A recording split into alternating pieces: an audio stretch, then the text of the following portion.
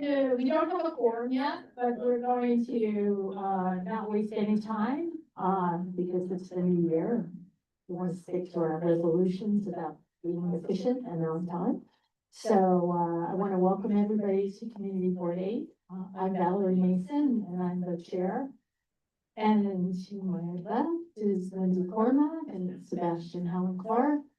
And Craig later, the secretaries, and late to his seat, the man in the suit is Adam Milano, second vice chair. I don't think so. Oh, so he's not here. Oops. Maybe we can't do that. Okay, we'll do a partial swearing in. So we're going to start off with one of our favorite judges.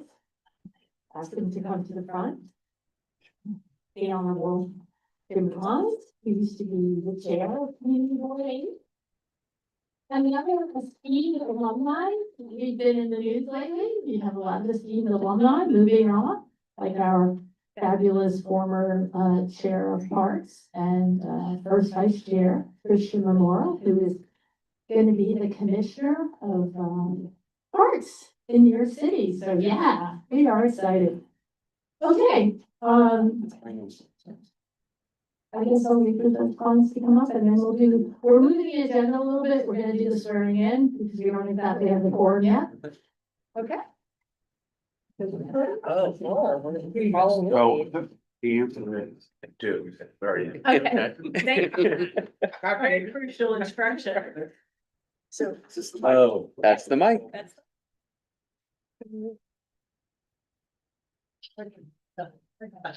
What did I hear? Do I go last or first? I don't know. You go first. Okay. Oh. We do separately. I thought we will do together. Okay. Separately. You do separately. Separately? Yeah, just you. Good evening, everybody. I do want to compliment also Tricia Shimamura for now being the. There must be something in the drinking water here on the Upper East Side. This is incredible and will be in very good hands. So I'm very happy. So I'd like to now swear in Valerie Mason, who is the chair of now Community Board 8 for the year 2006. 26. 2020. Go back in time, and still. Well, that's when I joined the community board. So I will raise your right hand. I state your name.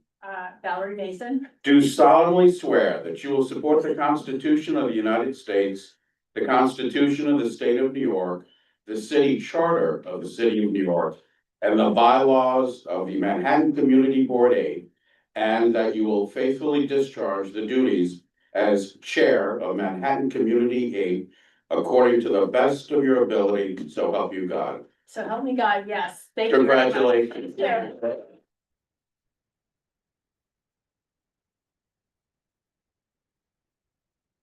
So now we'll have the other officers. So raise your right hand. I, and then state your name. I, Lindsay. Do you all solemnly swear that you will support the Constitution of the United States, the Constitution of the State of New York, the City Charter of the City of New York, and the bylaws of the Manhattan Community Board 8, and that you will all faithfully discharge the duties as officers of Manhattan Community Board 8 according to the best of your ability, so help you God. I do. Congratulations. Congratulations. Thank you. Hey, hello. Congratulations. Thank you so much, Judge Flags. Happy to have you with us again. Thank you. Okay. We actually have a forum now, I think. Okay,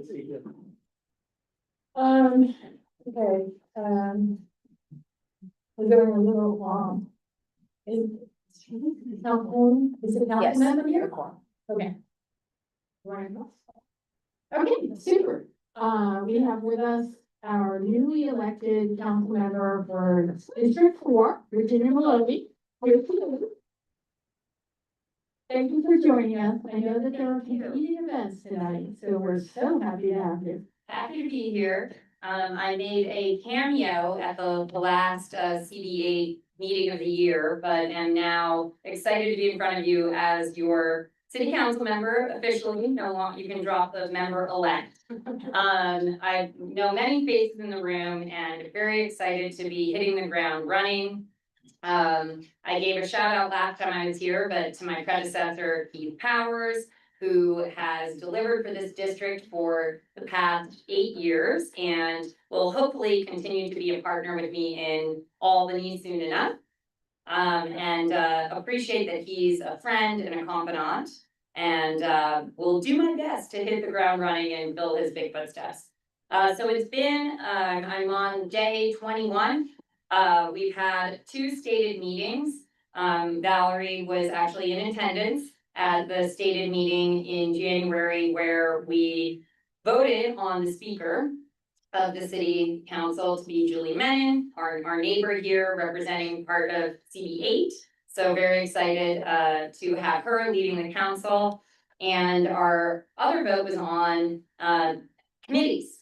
So I am the chair of the Economic Development Committee, which I'm very excited about.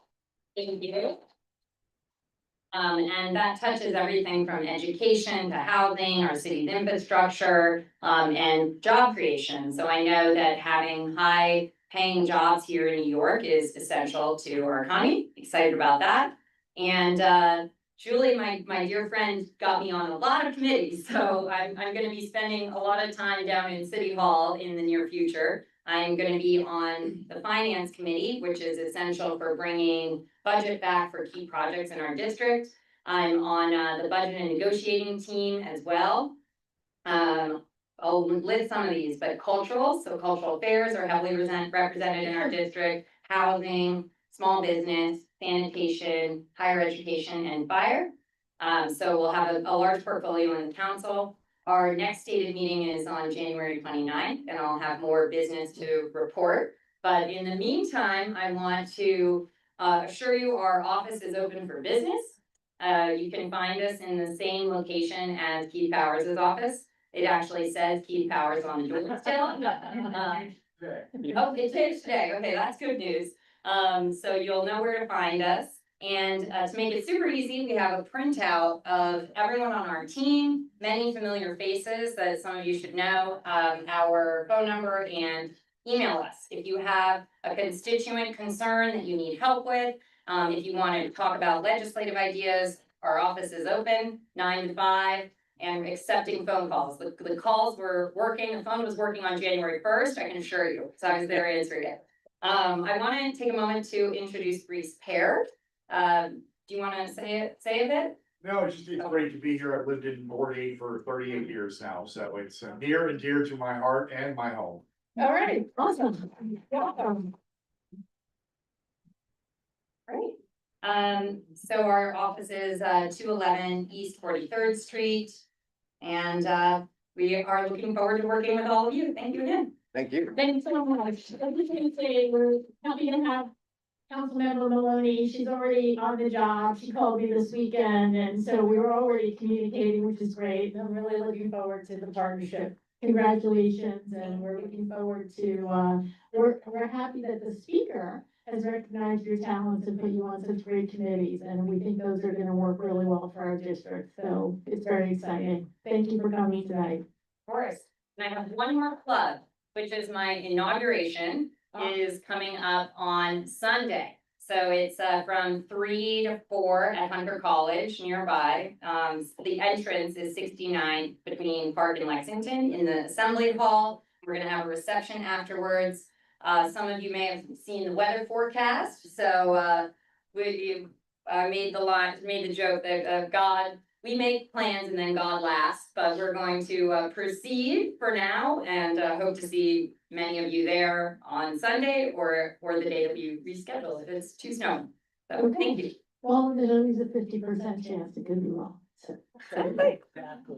All right. All right, thank you so much. Okay, I just want to, recognize our first vice chair who just came in, Louise Farmer, so she's unofficially sworn in. You can raise your hand. There you go. She's sworn in. That was Louise. Okay, We'll be here in 5 minutes. 5 minutes, okay, well, we have to start a public hearing, so I don't wanna have you do your presentation and then have to stop you, do you mind? Whatever works best for you guys. Okay, why don't we? Let's see, which we did. Public session? Let's do land use. Yeah. I'm sorry? Let's do land use. No, okay.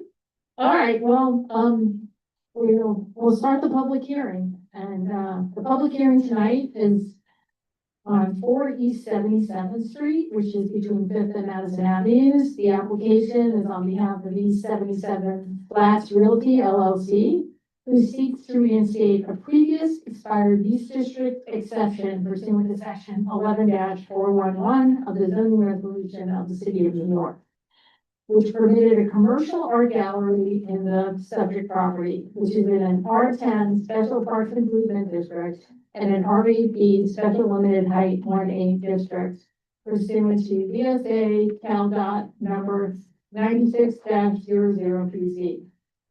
That's a Z.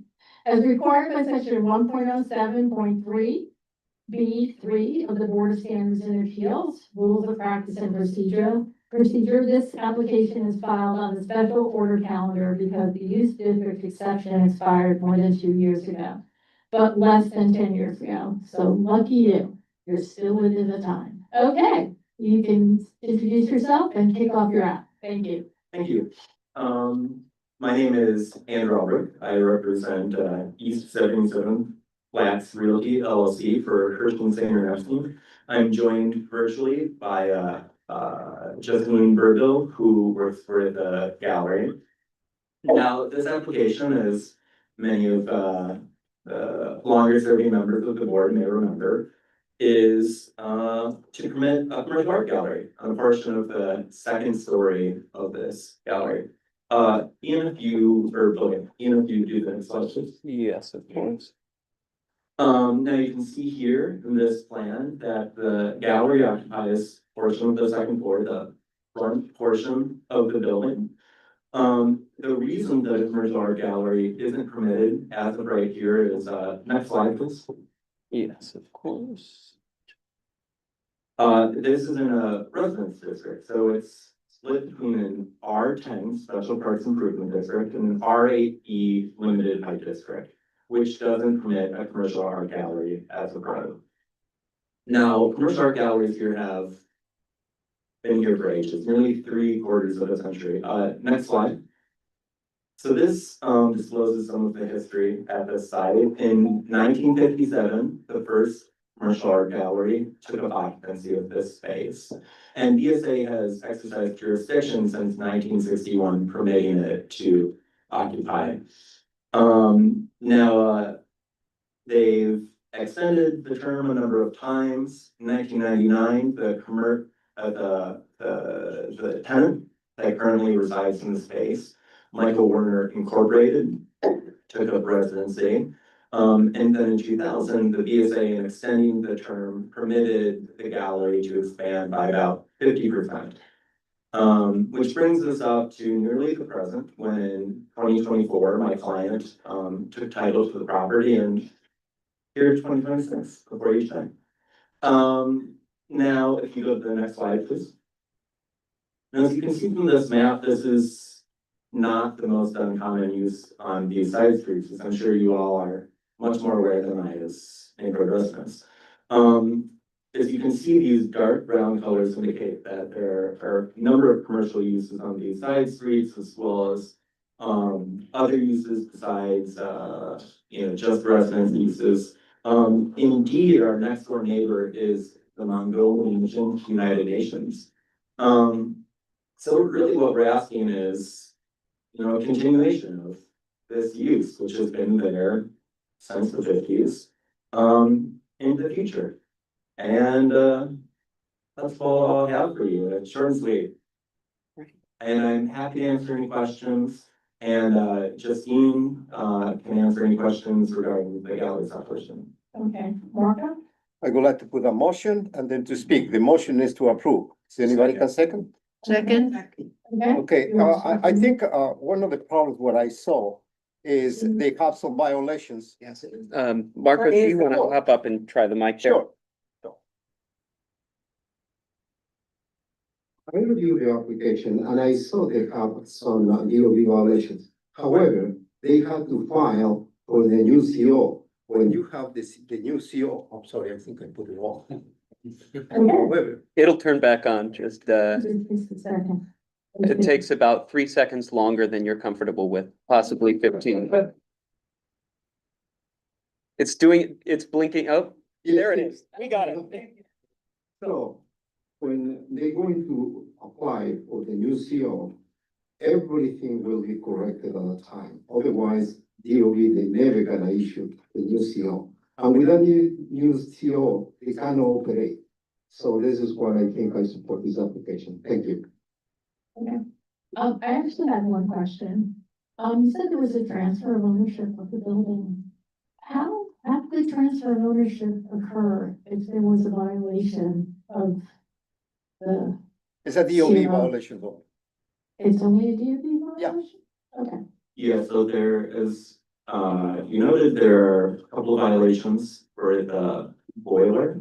It's not actually a substantive violation. In 2024, there wasn't a filing that an inspection had been done of the violation. We're aware of these, we're working to correct them, we'd like to have them corrected pronto, and certainly we'll need to have them corrected as we go through. Soon we're lucky enough to get a grant at PSA to get a new CO. Okay. Thank you. Anybody, Michelle? So if this goes forward, what's the term of this? Is there a term or is it forever? So the BSA is permitted to extend the term for 10 years. As noted at the outset, we're a little bit tardy with this application. So at the outside, BSA could only grant this until 2030. So you could potentially With see. another 4 years and you have to reapply? Exactly. Okay. So we take it, mark this better than a tickler this time, right? Yes. And one thing I'll note about that is, as I mentioned, my client took title in 2024, and since taking title, we've been assiduously working to correct these errors, the violations at DOB, making sure that everything is shipshape with the ESA grant, and look to continue such. But they use in don't, the future. they don't own the building. Yeah, they own You now. do own the building. Now. Addison? Second. Okay, second. All right, do you need to call the roll or can we do this? yeah. Is anybody gonna vote against the application? We Okay. should also say for the record that this is a public hearing, but no one has registered for the public hearing on this issue. Well done, thank you. All right, Thank you, everyone. thank you very much for coming this evening. We appreciate you having us, and I hope this is a good start to 2026. Thank you, we agree, thank you. Okay, everybody in favor, just let's do the voice vote. Anybody opposed? Okay, super duper, all right, moving along the agenda. Thank you. We're gonna do the public session now. We'll start off with people in the room. Yes, we have Elizabeth Boateng first. Elizabeth, are you here? Well, let's just call everybody. All right, Elizabeth Caroline Harris is next. And then Dylan Kennedy, Rachel Skinner O'Neill, and Stephanie Reckler. You all can line up in the front, and those will be our in-person folks for the public hearing today. Thank you. Evelyn, get ready on Zoom. All right, who's first? Elizabeth? If Elizabeth is not here, we'll move on to Caroline. Come on up. Valerie, is it okay if I share a graphic that I have? Sure. Right? You have only 2 minutes. Okay, can you make sure you was talking to the microphone, Carolyn? Thank you. Yeah. However you want. There we go. You can hold it if you want. Hi, my name's Well- Karen. You turn it off. You turned it off. Hi, I'm Carrie Harris, isn't it? It will take a little bit longer. Here, I'll give you this one. It's probably best to put it on the stand there. She's getting a little finicky. Just lower it for you so it can be closer for them. Hi, my name is Carrie Harris. I live at 1762nd Avenue diagonally across from Woodford Park. I support the Parks Committee's recommendation that the current fence, which is, I don't know how high, be retained in lieu of buying a new one that's only 4 feet high. I'm also requesting that the community board here, when adopting that resolution, amend it and ask that the Department of Parks adjust the schematic design of the Rupert Park to include flexible space that can be used by individuals and groups for exercise and passive activity. That electrical outlets accessible by parks only be used for events and activities that could be held on the flexible space. And that the location of restrooms proposed by parks be moved closer to 90th Street. These adjustments are simple. They would not delay the project much. They are not costly. In fact, you could use some of the money saved by not buying a new fence to cover any additional costs here. And most significantly, instead of excluding large portions of the population from active use of the park, it would become accessible to people of all ages, including seniors, retired people, adults, myself, who really need exercise and sunlight in order to stay healthy and can't really make it all the way across Shoals Park or Central Park to do regular exercise outdoors. And I suggest that this be done by relocating the dog run to the northwest corner of the park, which is, this is Second Avenue, that's towards Third Avenue. So instead of having the dog run as proposed here, taking up prime retail, prime space this level, and installing a fake hill by putting the dog run here, You can finish your sentence. by putting the dog run here, widening this area a little bit and having a straight shot here, dogs can have really great place to run, like they also do on 91st Street. And it would accommodate then a greater, a much more diverse community, not excluding people like me from the park, from active use of the park. And also the NV for New York would be able to hold its activities in this flexible space as any other groups. I understand that the design is so-called final. There's still time to make slight adjustments like this. We appreciate the creativity. Thank you. Steph, we'll go to the borough president in a minute. Stephanie, you want to do your 2 minutes or less? I'm Stephanie Reckler, one of the founders of the committee to protect our Leonard Hill. Please sit down. Please sit down. We were formed 7 years ago to oppose Northwell Health's plans to put a tall hospital building on 77th Street, mid-block from Lexington to Park Avenue. We do not need the 5 to 10 extra beds that this mammoth building will allow. And I promised you the last time I spoke to you that we were going to fight this every which way we can. We're not giving up. The city council voted in favor of the plans. The city planning commission voted in favor of the plans. The next step is a lawsuit, and we have filed an Article 78, and the city law department has issued a stipulation. The hearing will be mid to end of May. We have a lobbying effort that will take us to Albany to oppose the certificate of need. Certainly, we do not need this hospital. We are overbedded. We have over 10 beds per 1,000 people on the Upper East Side. We have 6 world-class hospitals. Lenox Hill Hospital was always a good community hospital. But what Northwell wants to do is attract high-paying patients. They have a very. Go ahead, finish. Okay, well, thank you, and I will keep you posted. We have, a third matching grant. We are well funded, and we hope you will join us, at our different rallies and support us. I Okay, appreciate it. thank you very much for coming up.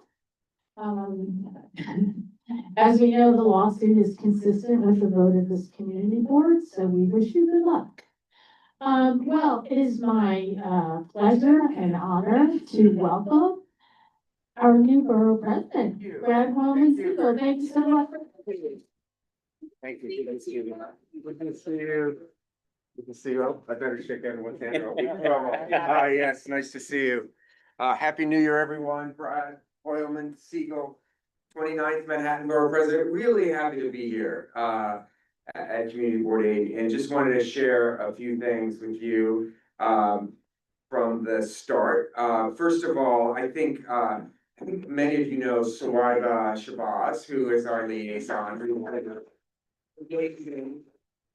And we have a new community affairs manager, Mariel Ali, who is here. So welcome, Mariel.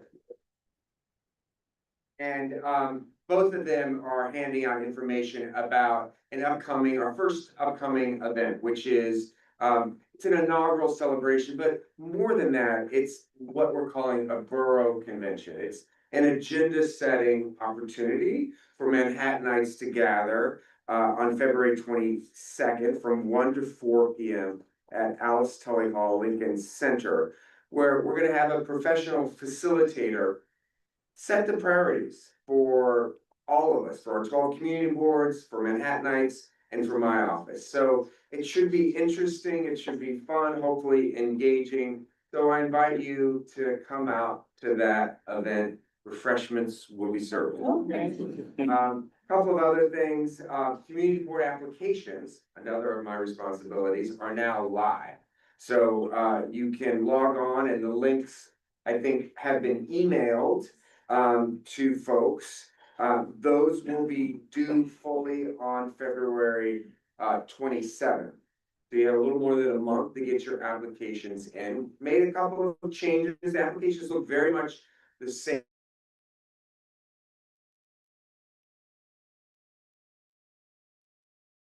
Same as former Borough President Levine.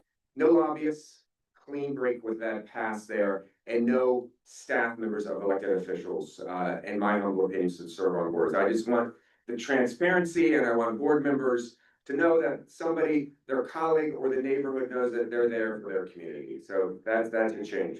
Thank you. Also, we filed our first ULURP today. It was pretty non-controversial, I have to say, but we have a new land use director who is in place. So if you have land use concerns. We have a lot. Oh, I know. I know, Valerie. So we're ready to act on those. And then yes. And then finally, I went up to Albany last week for the governor's State of the State. And I'm interested in engaging the legislature on a few issues. One is the commercial rent tax, which is unfairly imposed on small businesses between 96th Street and Reed. No other place in the city, no other small businesses in the city have to pay this tax. So we're working on getting some data.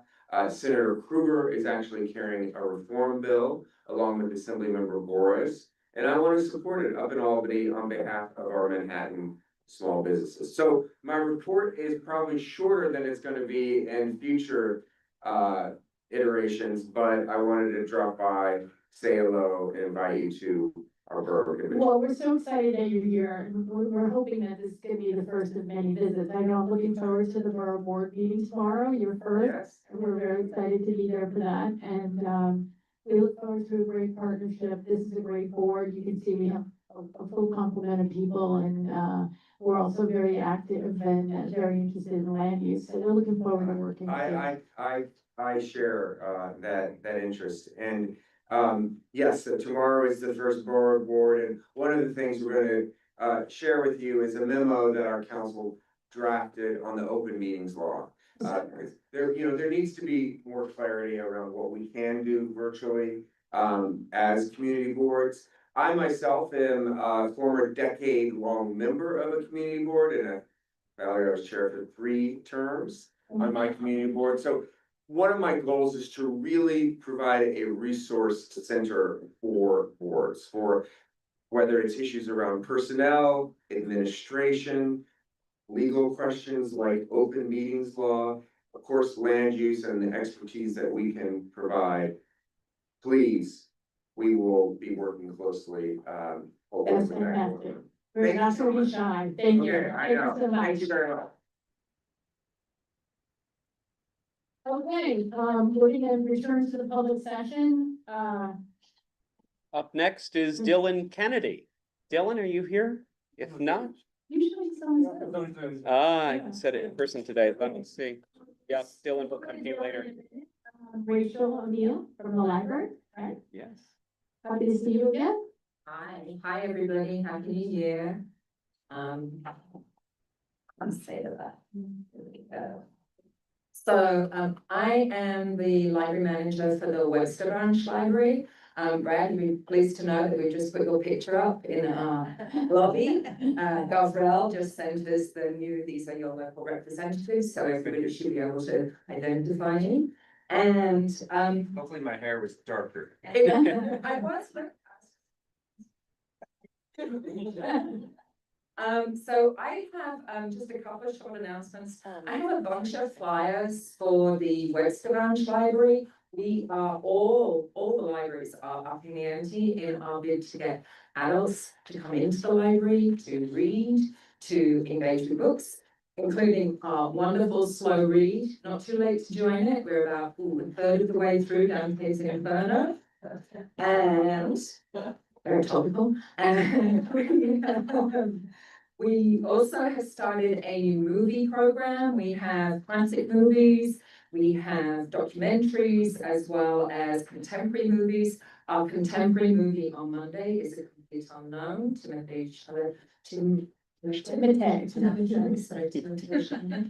Anyway, he's there. And so for that, we have an adult book discussion coming up, which is Yellowface by R.F. If you've not read it, come and get a copy from the library. We have copies at Webster, and join that discussion. We also open up our morning cafe after a lot of people have been asking about what is this? It was a conversation class for people who were learning to speak English or to practice their English. We're now opening it up to English speakers, so you can come and talk to people in your community. And probably most exciting of all is we are, as a system, have joined with the New York Times, and we will be offering free access to the New York Times in the library. You do not even need a library card if you're on your phone. If you want to use one of our computers, you want a library card. You don't have to sign into anything. You will just be able to log in, and you will have free access. It will look just like the paper version. No kind of like nothing too complicated to look at. You just click on a story, be able to read it. That is from next Thursday. That will be open to the public. We are super excited about it, and we hope it will bring a lot of people in. Just have one question. Do you have any copies of Heated Rivalry still left? Okay, so can I say, I guess I can say this. So we've been doing this thing called Lucky Day, Valerie. And Lucky Day is when people come into the library and they're like this. We have a collection of books. We get sent 5 every month. We get sent multiple copies, and they have multiple holds on them, which means there's like 1,000 holds on this book or whatever. But if you see this on a Lucky Day display, it's yours. And I can tell you that Heated Rivalry is going to be coming from February. Okay, well, everybody wants to know the location of the Webster Library now. Okay, here we go. We're going to Zoom, and since it's the beginning of January, we have to, of course, start off with our favorite Zoomer, Evelyn David. Evelyn. Right, Evelyn, give me just a moment. And Evelyn, you should have a prompt to unmute. Hi, good evening, everybody. I actually am listening tonight because I'm, looking at traffic and looking at, if the borough president is still on, maybe he can do something about the traffic on Third Avenue. I know it's just ridiculous. And also if he's paying attention to the transportation department, and, DOT when they start doing their summer streets. Anyway, good evening. I hope everybody is well. I know there's a storm coming and I'm so focused on what it's going to be like with the cleanup. Anyway, but I will stay on and listen because I really, I'm just hoping things are going to change with this new administration. So thank you very much. And at least we're still talking. Thank you. Okay. Okay. Taking a lot of notes. Okay. Yes, thank you very much. Thank you. Great. Okay. Okay. Yeah. Dr. Ryan? We're gonna go to Dylan next. Okay. He's the next. Dylan Kennedy, one of our public members. Go ahead, Dylan. Hi, yes, thank you very much. My name is Dylan Kennedy. I'm a public member, but this time I'm speaking on an issue for the Transportation Committee. I know we've just heard a little bit about Third Avenue, and I want to voice my support for the Transportation Committee's resolution to urge DOT to have pedestrian islands that are made out of concrete and not just paint along Third Avenue. Obviously, so many of us are pedestrians. This is such a huge part of how we get around our neighborhood, and it needs to be safe. And unfortunately, paint and flex posts is insufficient protection. And so I agree with the resolution to call for concrete islands for better pedestrian safety. Thank you very much, and I hope you all have a wonderful night. Thanks so much. Okay, next up, Dr. Ryan Fisk. Welcome. And we'll unmute you. There you go. Hey, We can hear you. Hi, great. I'm Jumbotron. Hi, everybody. Just want to thank the community board members. Maybe I'll earn my spot as your second favorite Zoom person. Just want to thank the community board members, old and new, for your service to the district, Borough President Hoyleman Siegel, and to everybody in the room and online for your time. So as I was introduced, my name is Ryan Fisk. I'm delighted to be here to announce a new small business in the district, Lenox Hill in the greater Upper East Side community. We're opening a brand new Goddard School in March on 63rd and 2nd, 307 East 63rd is our address. We're going to have a 2-story center, home to 13 clean, bright, and spacious classrooms, secure entryways, 2 well-equipped multi-purpose rooms, and much more. All built from the ground up for our little learners from 6 weeks all the way up to 5 years. A little bit about myself, and I'm proud to bring 20 plus years in public education, including Board of Education service, 14 years in higher education, and my wife and I were proud Goddard School parents ourselves. We sent our daughter to Murray Hill on 41st and 2nd. I want to congratulate also newly elected council member Maloney and very much appreciate the expertise and energy, particularly in the education arena. So I'll close with we're super excited to bring new jobs to the community, to connect with other locally owned and operated businesses, and really want to contribute and give back to our community as well. So I appreciate the opportunity to come on here. If anybody in person or on the Zoom wants to connect, you can call or text me. I'm giving you my cell phone. It's 516-30. I'm sure you want to do that. It's on YouTube. Okay. Yeah, that's fine. Clever. All right. I'm fine with it. It's a work cell. So 516-308-2228. I'll put my contact information in the chat, which I believe someone's moderating there. So if that is appropriate to disseminate out, happy to connect offline, happy to reach out. Looking forward to getting to know everyone better. And again, appreciate the time this evening. Thank you. Well, thank you for joining us and welcome to the neighborhood. We look forward to seeing you as a regular. Okay. All right, next up, we have Anthony, also from the library. Anthony? Go ahead. Hey, everybody. I'm Anthony Emerico. I'm the assistant manager of the Roosevelt Island Library. And I just want to come and tell you about some of the new programs that we have here on Roosevelt Island. In case you don't know where we are, we're at 504 Main Street. Unsurprisingly, on Roosevelt Island. You can get there on the M train, not the F train. You go on the M train. So for our teen programs, we are starting a new book club. So that will be on February the 11th and the 25th at 5 p.m. We'll be reading the book Heartstopper by Alice Osman. So if you have any teens in your life, send them over to the library. We're starting that new program starting next month. In terms of our programs for older children, on Friday, February 27th at 3 p.m., we are having an astronaut training. So in case you have any little ones who are obsessed with space and the stars, please send them over to us. It's part of our commitment to doing more STEM programming for younger children. That will be on February 27th, Friday, at 3 p.m. So please come stop by. In terms of our programs for quite young children, so from 0 to 18 months, we are starting a fairy tale story time. That will be on Friday, February 7th at 3 p.m. We're going to do one of these every single month. So please stop on by. If you have very young children, we have quite a large selection of children's programming, including this new fairy tale initiative. And then for adults, which I think everyone in the room would be most interested in, we are having an author talk from an author named Rena Shaw, who lives on Roosevelt Island. She wrote a novel called Every Happiness. She's going to come and discuss her new book. That's going to be on Wednesday, February 25th at 6:30 p.m. So if you'd like to meet an author in the flesh who's part of the local community, please stop on by. We'd love to have you. So that's all that we really have in terms of our new programming.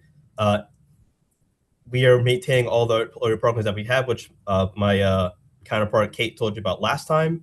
These are the new ones that we're adding for February, and we hope to see you all there. Please stop on by, visit your local library. Thank you very much. Thank you very much. I hope you sent us the programs so we can include it in our newsletter. Okay, we're going to move to the next 4 speakers, and they're all going to speak to the same topic in different ways. So, Chrissy Eaton, you're up. Go ahead, Christy. Good evening. Thank you. Good evening. My name's Chrissy Eaton. I live in the neighborhood. I'm also the executive director of Keen, a small nonprofit for children and young adults with disabilities. We offer programs all over the city, but we have 2 free programs in the neighborhood, one at the 92nd Y and one at the Brearley School.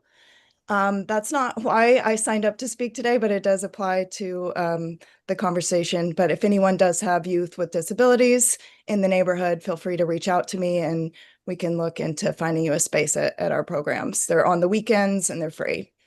I'm here after reading notes from a previous outdoor use meeting about the business City Swiggers at 320 East 86th, and it being referenced as being too loud. As someone with a disability that comes to this establishment because it's quiet, I really felt compelled to briefly share my direct experience, not only as a patron, but as a community partner. I come here several times a week at various times to study, meet with friends, one of whom's blind and uses a guide dog. My friends and I specifically choose this place because of the quiet and calm environment. It makes it easier and safer for all of us to be there. More importantly, to the community as a whole, City Swiggers has allowed Keene to use their outdoor space as a central, subway accessible location for distributing items to our families when we otherwise wouldn't have a space. Over the past 2 years, we've distributed over 100 turkeys at Thanksgiving, and we will also be distributing some sports equipment this spring. This reflects a genuine commitment to our neighborhood and also to the disability community. And I'm just asking the board to consider lived experience of many residents that use this quiet space as it currently exists. And yeah, thank you for taking the time to listen, and I hope you have a nice evening. Thank you very much. We wish you the same. Next up, Beth Goldman. Beth Goldman, you should have a prompt to unmute now. Go ahead, Beth. Hi. It's funny that the woman before me spoke because I'm back about City Swiggers. I spoke at the Street Life Committee where they approved their outdoor space, and my neighbor and I, who's also on here and is going to speak, we talked about the noise. And it was approved given that they get the timer to shut off the music at 10 o'clock. And whether they got the timer or not, of course, they did not comply. The music was on last night till 10:45. I'm sorry, 11:45 last night. And it might be quiet inside, but the thing is, it comes through our apartment floors and it's a constant. We don't hear the music, but we hear the bass playing. And of course, like usual, they do not comply with, recommendations from management, from Community Board 8, from their neighbors. So I just wanted to put in a word about disapproving the outdoor space because it's just going to get too loud. Okay, may I ask if you filed a 311 noise complaint?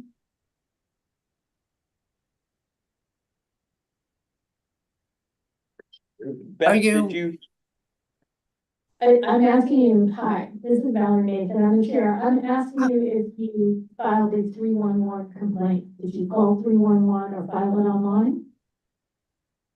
Last night? We've been doing 311 since 2011. They've never come by.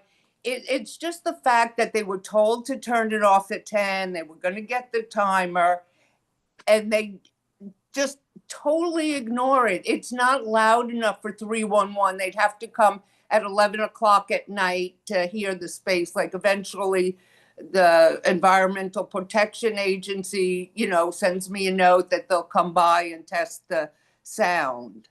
Yeah. And it's okay. not every night. They're good on weekends, but it's just that they do not comply with what they are told to do. Okay. A lot of things. And I'm afraid that, yes.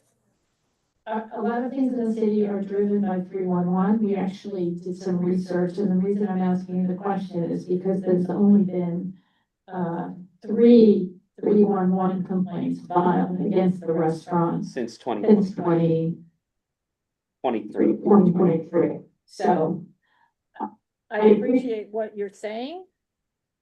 Just went off. Keep going, she can hear you. Oh.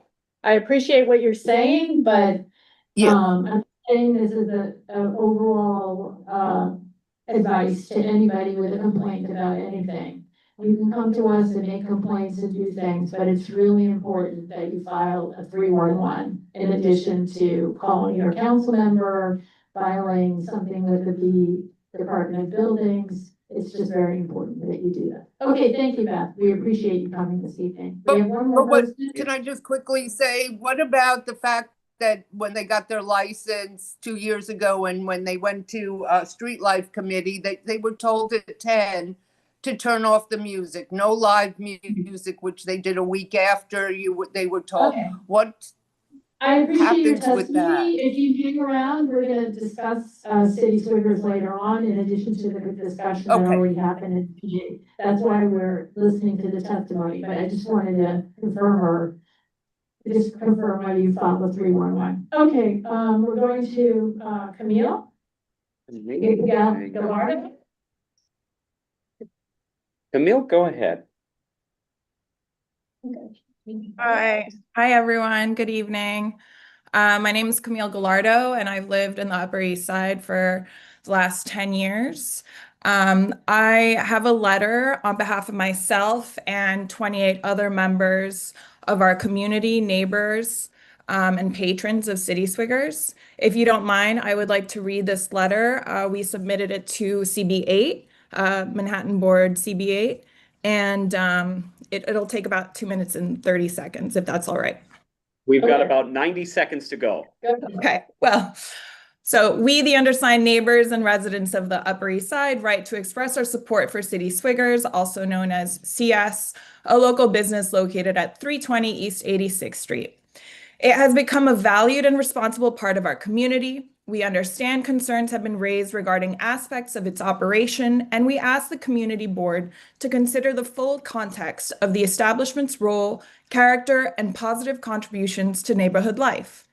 CS is widely recognized as a welcoming, community-oriented space where residents gather to meet friends, sample craft beers through tastings, and enjoy relaxed conversation. Many patrons, which include the undersigned of the letter, experience the space as calm, friendly, and inclusive. Unlike louder nightlife venues in the area, CS attracts individuals and small groups seeking a low-key environment. It is common to see people reading, doing quiet work, or engaging in conversation at a respectful volume. The business has demonstrated a clear commitment to responsible outdoor seating management. The outdoor area is smoke-free and dog-friendly, allowing neighbors, families, and residents with pets to enjoy fresh air when weather permits without creating disruption. The smoke-free policy reflects sensitivity to health, comfort, and shared public space, while the dog-friendly approach fosters inclusivity and neighborly interaction. I think that's 30 seconds. okay. I will Go ahead. I will go to one of the last paragraphs. CS functions not only as a retail establishment, but as a neighborhood gathering place, one that encourages connection, civility, and responsible enjoyment. Its knowledgeable staff, carefully curated offerings, and emphasis on maintaining a measured, mindful atmosphere enhance the community life of the Upper East Side.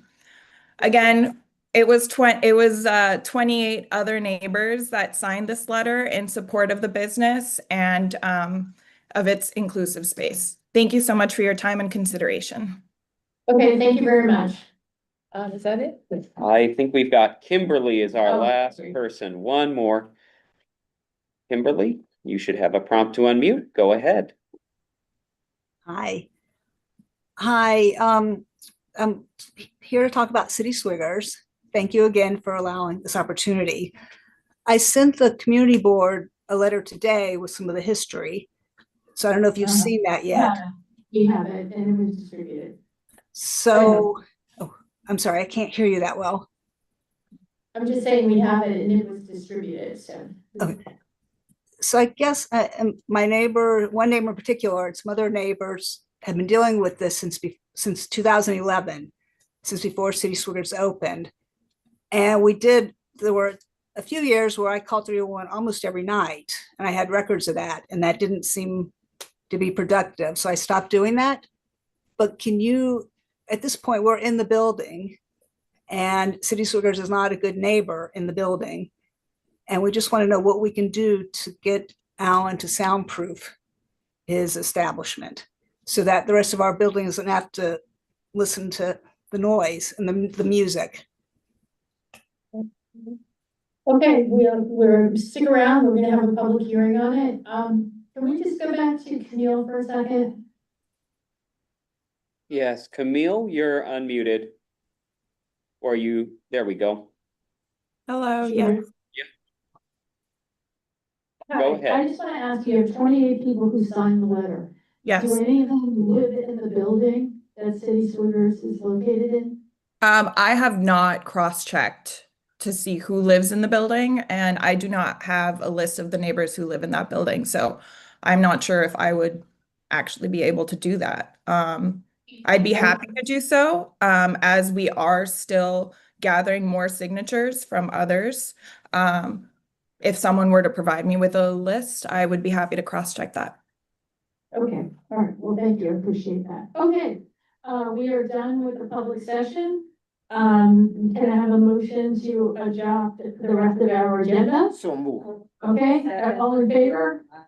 Okay, nobody wants to go home. Okay, adoption of the minutes from the last meetings. Everybody in favor? Super duper. We had the Manhattan Borough President's report, and we had one elected official. Anybody else want to come to the front? Audrey, Courtney, thank you for standing. Come on Oh, I'm up. sorry, I didn't see you. Come on up to the front. Harry's here. Come on up. There we go. Happy New Year. And Happy New Year, everyone. Okay, so I'm from Liz Kruger's office, and as the borough president mentioned, Liz has sponsored some legislation about commercial rent tax. She's got a lot of pieces of legislation that she's going to be introducing this session. But right now, as you might know, she's chair of finance, so it's about the budget. Beginning Monday, the joint budget hearings will be taking place up in Albany. They're all streamed on the website for the Senate, so you can watch any of them from your comfort of your New York City home or business. I have the calendar if you're interested in any of them, like the housing, transportation, healthcare. Let me know, we can tell you a date. I know a lot of you might be interested in the local governments. There are many local governments throughout the state, but that is the day that our mayor will be out in Albany to talk about what the city would like from the budget from the state. And that's gonna be on February 11th. I think he's gonna be one of the first people to present that day. So again, you can stream it online if you don't wanna stop up to Albany. The other thing that Liz has presented and the governor has approved, and it's actually gonna be collapsed into the budget, so it's absolutely gonna happen. And she led this because of what happened in our district a few weeks ago at Park East Synagogue. And it's about protecting safe access to worship and healthcare. So that is gonna be in effect, it might be a month or two, but no protester or no person can block an exit or an entrance to a place of worship or a healthcare facility. You have to be at least 5 feet away from the entrance, and that is absolutely going to be happening. So that's it. Liz is back and forth, mostly in Albany from now till June. We're here in the district office if you need us. Thanks, have a good meeting. Thanks so much. Okay, who's up next? Just why don't you all move up? So Come we- on up. Don't be shy.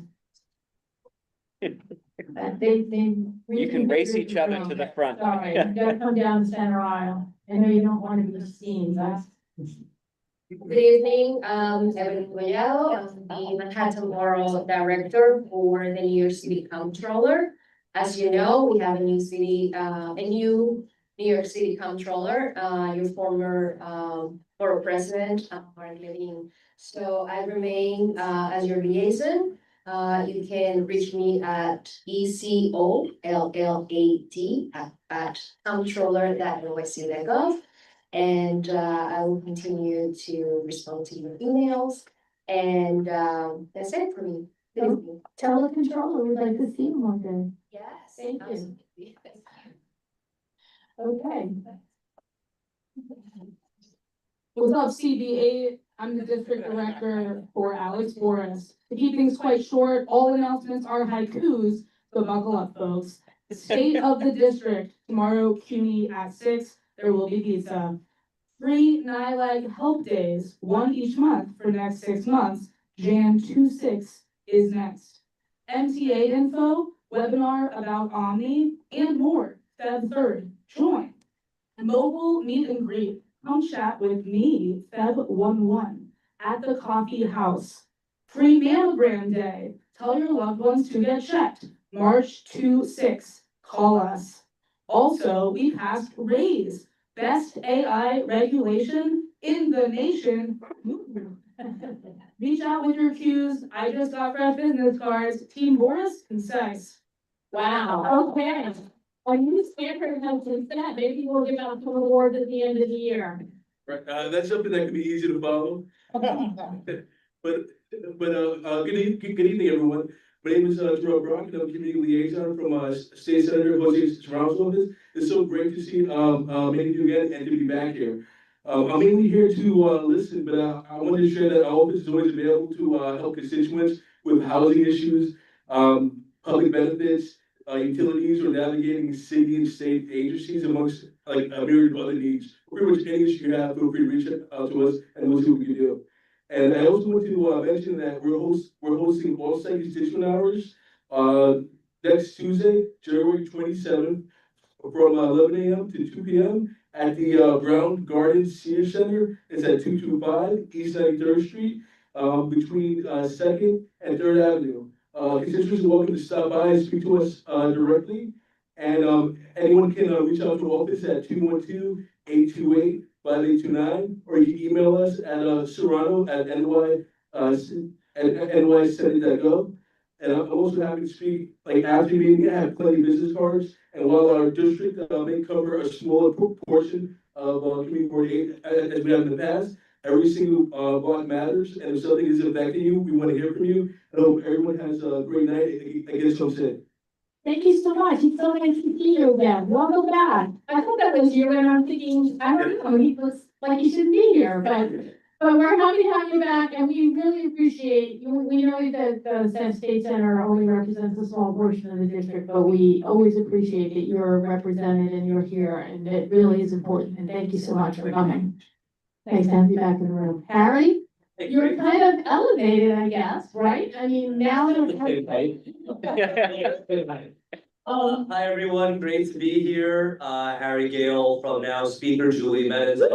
So, very happy to come with that being officially done here. I am no longer her Director of Constituent Services. I'm now her District Office Chief of Staff. That being said, I'm not going anywhere. I am, however, very much looking forward to very soon publicizing our new Director of Constituent Services. I think you're gonna like this person a lot, and more to come on that. Some updates of what we've been up to. First of all, you might remember Ethel's on the Upper East Side had an application that you all denied. And it seems like it was a application in bad faith. They didn't come before your review process. So we actually did something called calling this up to the Landmarks Committee and City Council because bad actors should not have the opportunity to have outdoor dining licenses without thorough, proper review. So if anyone wants to go to the hearing, it's actually gonna be this Monday, Committee Room 1 on the 8th floor at 250 Broadway. And I'll be there. Excellent, because again, you know, we want to make sure that we're responsible with outdoor dining applications.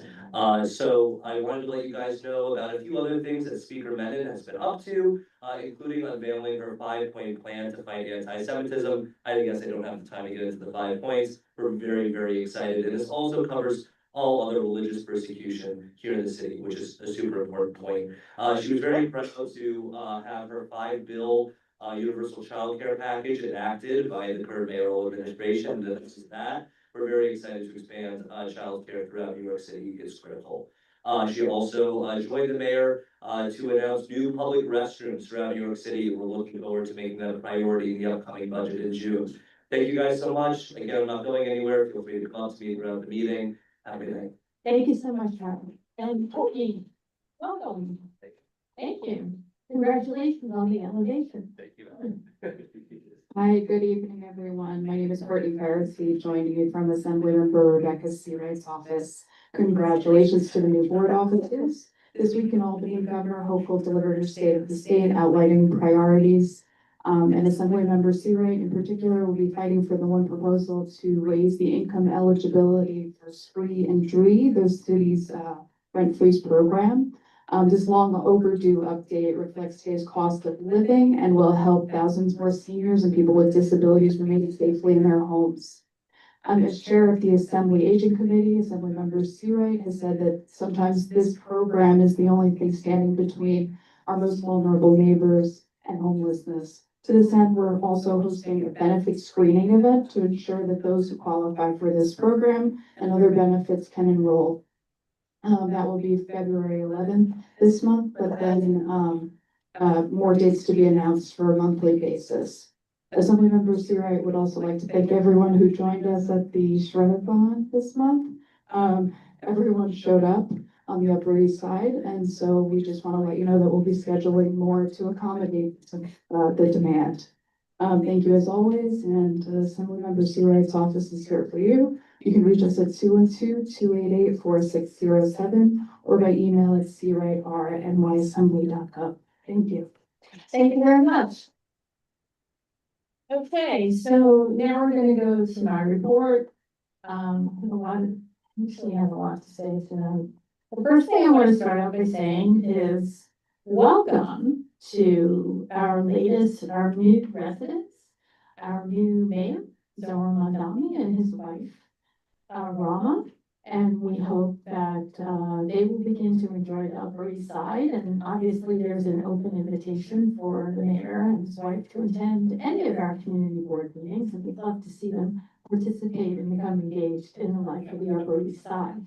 And I know that there are quite a few people in the room who would love to show them around, because it's a great place to live. We've been featured a lot in the Times. And so we welcome him. This is going to be obviously the seat of power the Upper East Side, we've got the mayor, we've got the speaker, we've got the parks commissioner, and who knows who else is gonna be, and we've got Adam Walsh. Okay, so, what more could you ask for?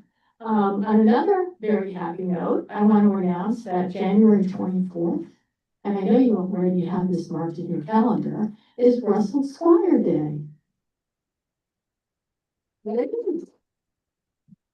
So I know we'll all be celebrating. I don't know where you'll be, but yeah, okay. Okay, a couple of other things.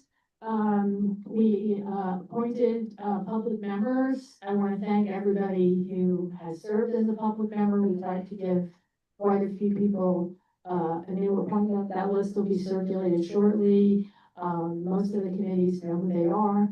We're going to be spending the next couple of weeks making sure we have, there may be some coupling or movement in terms of committee chairs and things, but we're gonna be very busy. So, the bylaws committee is being reactivated, you might say. We wanna get some amendments to our bylaws done by the spring to ensure the continuation of how well we're running. I know that you all got, when I say you all, the community board members received, their attendance records. That's for multi-purposes. I mean, we have, to be honest with you, one of the best attendance records in Manhattan. I can't speak to the other boroughs. And yeah, you can give yourself a round of applause. I think that's good. Whenever I get a request for an excused absence, it's kind of cute. They're really sheepishly asked for.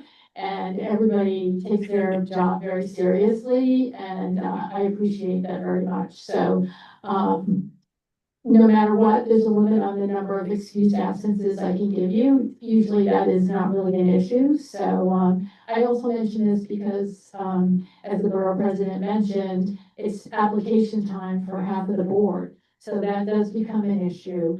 Mariel's sitting in the back. We haven't spoken yet, but hi, we're gonna be talking about that subject. Is it tomorrow? Yeah, okay.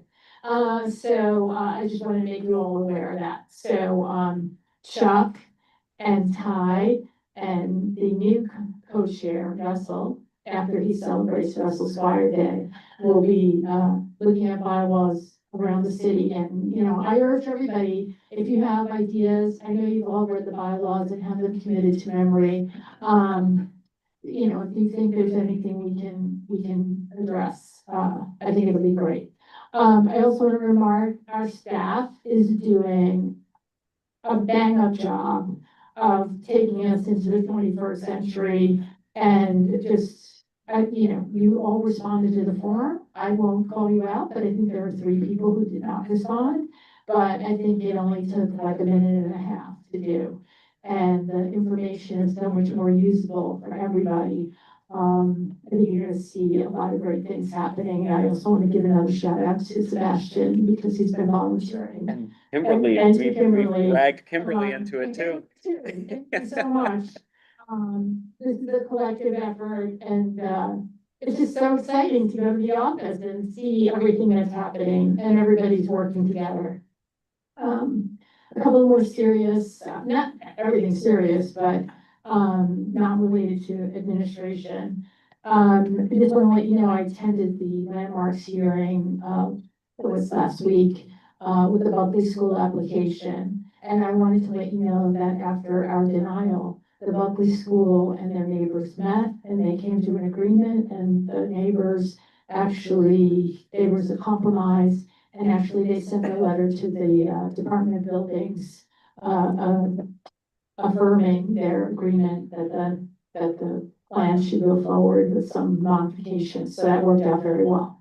I don't know if LPC is ultimately going to approve it, but I think it was great that what we did resulted in the parties coming together to have a better solution. So that's a positive. I want to talk a little bit about the Welcome Center that's on 91st Street, which has been open since September. I just want to say that the CAB has been working well. We've been working well with Harry and the speaker's office, our council member's office, with great participation from the community. There are still a lot of things that need to be worked out.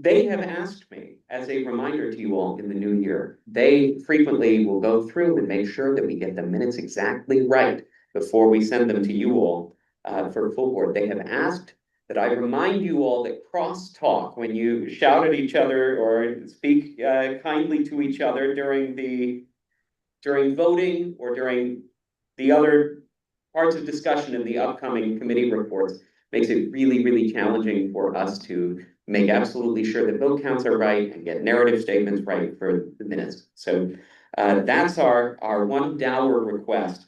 Otherwise, updates from the office. We have a great roster of public members. We're almost done with all our public member assignments. I think we have 3 or 4 more people who will be hearing from us very soon. Hopefully tomorrow, certainly by Friday, for 2 committees that we're waiting on. The modernization work that we're doing, which is, we're defining it pretty broadly, but there's a lot of work going on to change how we track attendance, to change how we track votes, to change how we track people who are joining us for these meetings. I think the taste that you all got most recently was the committee selection form that we had you all fill out. We hope that it was a nice, easy process for you. That was also a chance for you all to check the data that we have for when you were appointed to the board and your term maximum. You should have seen that on the form when you completed it. It displayed your term maximum. I think we heard from one person who needed an amendment made when we speak to the borough president's office.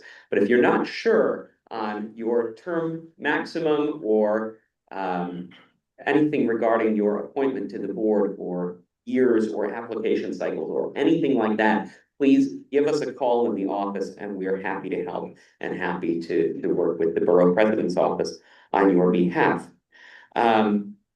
Speaking of that, I'll be the third person to say it tonight. Board member applications are due in February. I don't have the date in front of me, 28th. If you are due to submit an application this year, if your term is up, you will have heard from Sawaiba and from me at this point.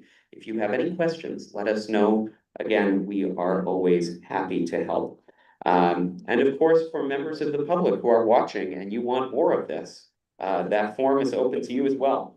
I want to talk very briefly about a program that you may not have heard very much about previously, but that is part of the work of all the community boards throughout the city, which is the District Service Cabinet. District Service Cabinet is established by the city charter for each community district, and it's composed of the district manager and a few key staff from agencies that deliver services to people in the district. It's all about making sure that agencies have a chance to talk to each other, that we're able to combine our perspective. As a community board, we hear a lot from folks who have a lot of thoughts about how services are delivered and how city programs are carried out on the ground. So it's a chance for us to discuss all of that with staff at relevant agencies. We're changing the way that we do District Service Cabinet in Community District 8. That means that we are going to have more emphasis on getting agencies to communicate, more emphasis on solving service delivery problems, and hopefully we'll be able to deliver some real results. So if you are city agency staff, you've already heard from me. The first meeting will be in February.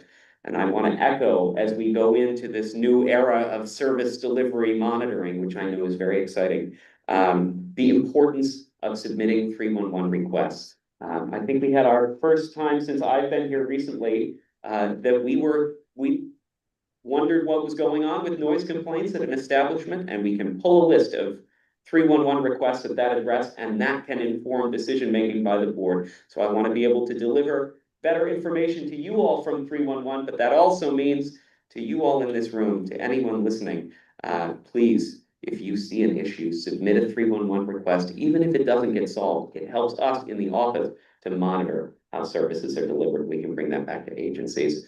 I think that's the end of my report. Valerie's grabbing the mic. It's the same slogan for everything. If you see something, say something. And one thing we were talking about, we actually had a meeting today with the deputy inspector of the 19th precinct, and they're going to be coming to our meetings more regularly. And we're actually invited the new inspector to be a guest on our students program. So she's pretty excited about that. What we see is actually, help me out here. If there's an increase in 311 complaints, it means that the quality of life is on the up and up because people's expectations become greater.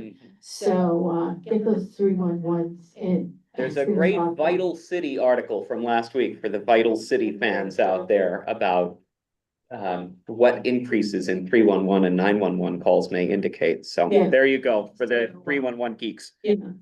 Okay, let's keep going. Street life.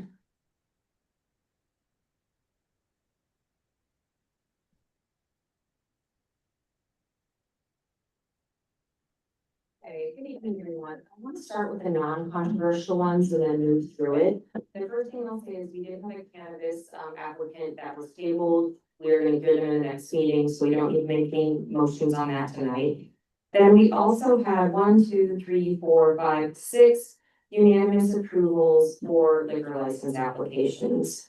If we so desire, I think we could take these all together. Okay, so it sounds like we can do that. And do we feel like we can do it by a voice vote? Yes. Okay. All right, so let's do that, yeah? Everyone in favor? Michelle, yes. Are you gonna vote no or yes? No, although, yeah, these are the liquor. Okay, because I want to be sure. Checking all our exceptions. There's Sasha and you and the roadkill people. So Sasha has her hand up. Oh, Sasha? I'm just gonna vote no on 2B, because I know we're doing the non-controversial ones. Sasha, I like that we're so mind melded because when we had our chat earlier, we said take out 2B because I think Sasha's gonna vote no on it. So. I'm consistent. Love it. Okay. Okay, so great. So then let's keep moving on. Then we had 3 unanimous sidewalk cafe applications, all with smaller footprints than what Sasha objects to, which is 24 chairs and up. And so this is 2A, 2D, and 2E in your packet. These were all unanimously approved in committee. Miles?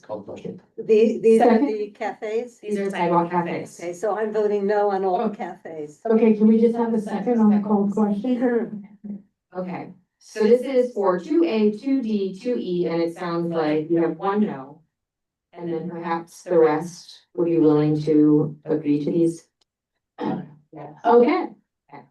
Then we have 2B, which is another sidewalk approval. That was a unanimous approval, but it has more than 24 chairs, which is the limit in Sasha's sort of voting calculus.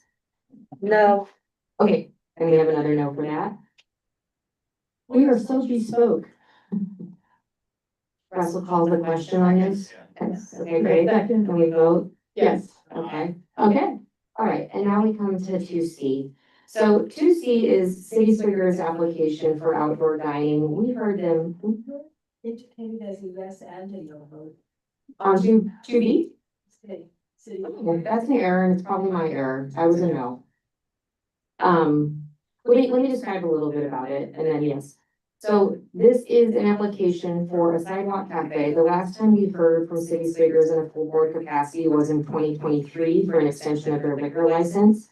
This was one that we voted against extending, but SLA granted it as we're just advisory. It's not clear that that would happen with this one because it's coming to a different agency, but this is for the outdoor cafe. We heard from people for and against, as you heard tonight. You all were circulated with the document earlier about someone against it. We have heard both things. The committee dealt with this with the most of my time in that meeting. Questions? Yes. Now, I live across the street from City Swiggers. I have to say, I have never heard any noise, not outside, not inside. We think of it as a wonderful neighbor. Initially, I was afraid it was going to be noisy, but all these years, there's never been a time that I thought there was any problem at all. And since it is a wonderful neighbor, I hope everybody will support this application. Thank you. So thank you for saying that, and that brings up a point that I think Ian and Valerie alluded to earlier, which was since that 2003 hearing, there has been 311 complaints about noise, but prior to that, there were over 40, it looks like. So we're hearing different things. Yes, John? Yeah, so I just want to say, I was here when they first came in to kind of make their case, and so I very rarely do this, but I went to City Swingers a number of times just to see what the reality of the situation was, and what I was very surprised to find was there was a number of people with disabilities in there. They were talking, music was quite low, and it was a very kind of contained bar environment. Never seen anything like that. It seems to be very functional. Now, it doesn't mean I know the condition of this store every 365 days a year, but I was probably there about 5 or 6 times within a 12-month period, and they seem to be pretty responsible.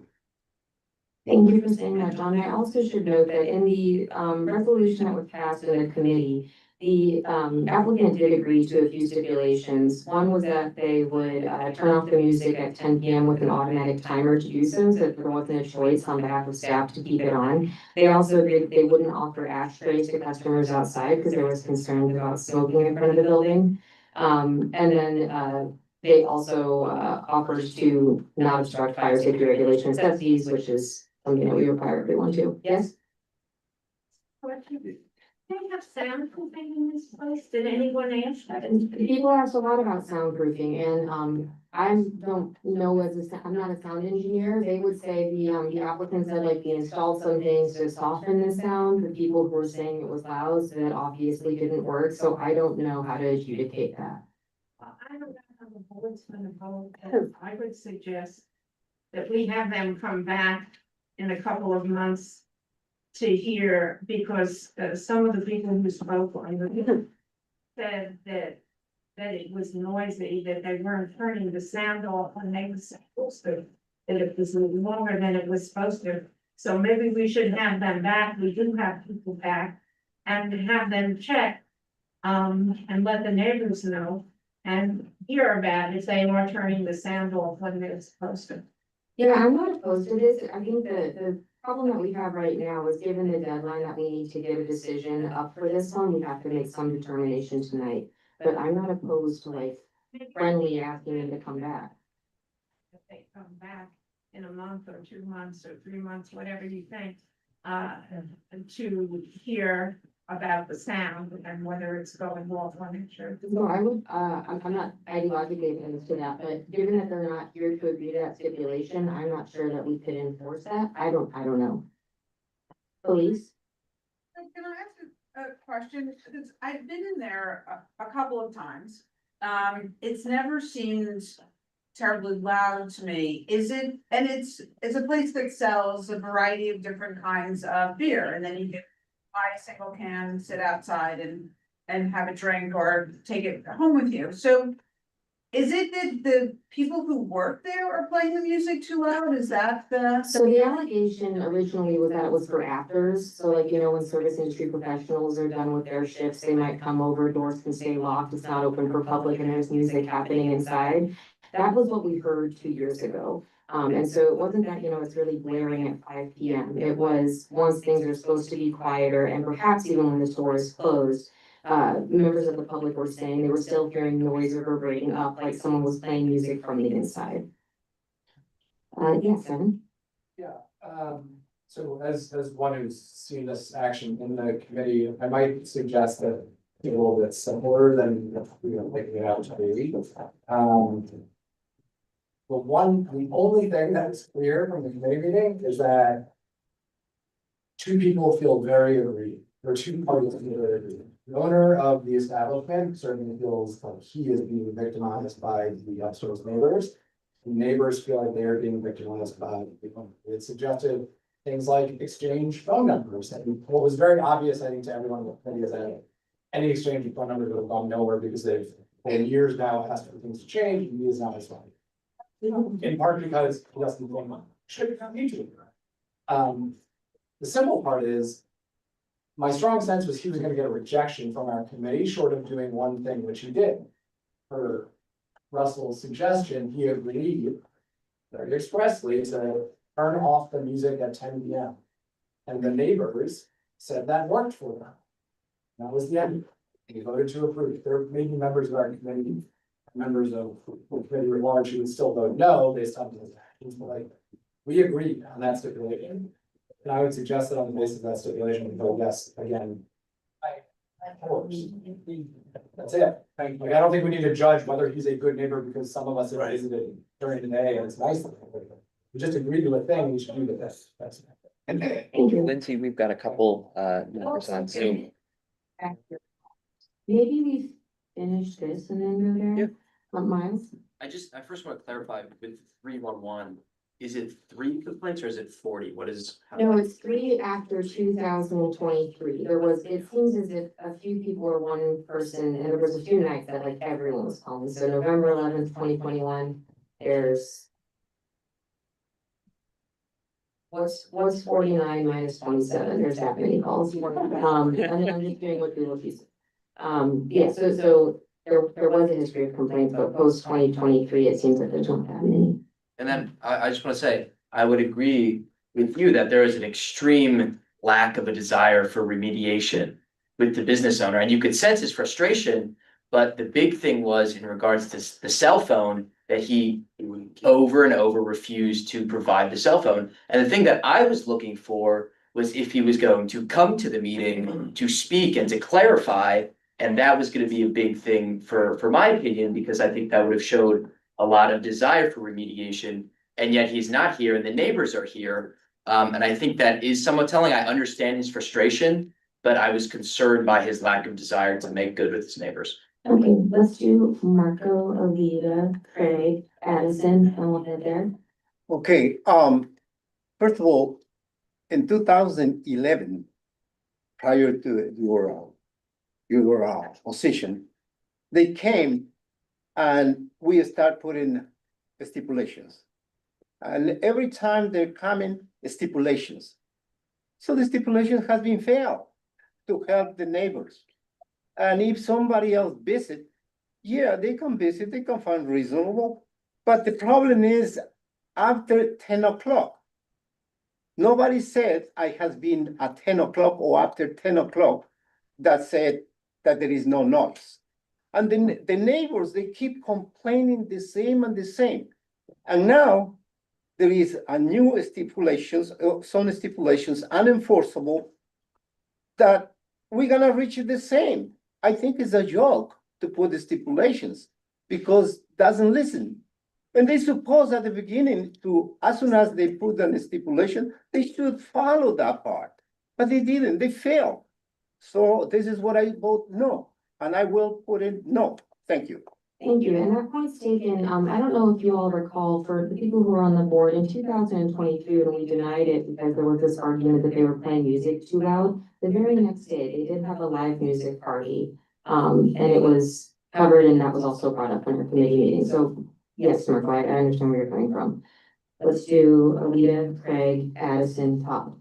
In 2023, the issue was the noise in the building, and it doesn't sound like that has been remediated. And if you have outdoor tables, that noise goes up and it's double the impact on the people in the building, which from what I've heard, given his attitude, just doesn't seem like a correct situation. And I have a question, at what time will they stop people from being outdoors?